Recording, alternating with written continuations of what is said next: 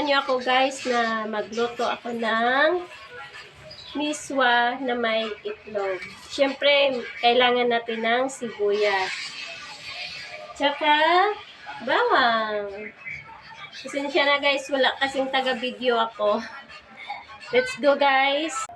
Ito lang kailangan natin guys, sibuyas, tsaka bawang, tsaka itlog.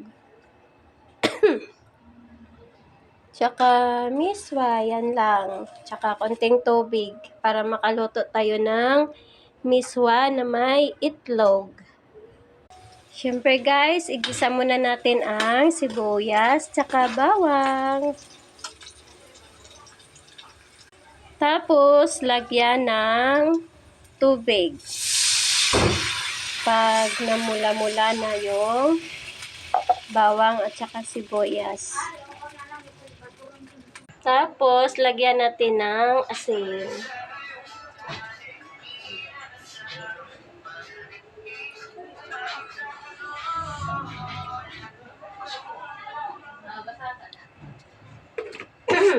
Ang hirap na walang taga-video, guys. Hintayin natin kumulo. Mag-tiktok muna ako, guys. Bang di pa kumulo yung tubig. Ma! Mama! Ugma na lang ka-tiktok ka dyan, tinood na ka dyan. Para ay magsuon na kung ano ni Ayan guys, kumulo na siya. Lagay na natin yung miswa. Ayan. Lagay na natin yung miswa. Tapos, hihiwalay natin yan. Hiwalay-hiwalayin. Para hindi siya buo. Buo-buo. Simpleng ulam lang to guys, pero masarap yan. Sarap yan guys. Kasunod nito ay ang itlog. Lagyan natin ng itlog.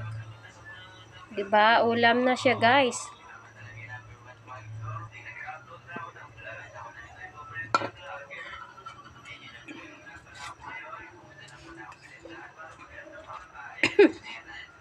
Nubo ako.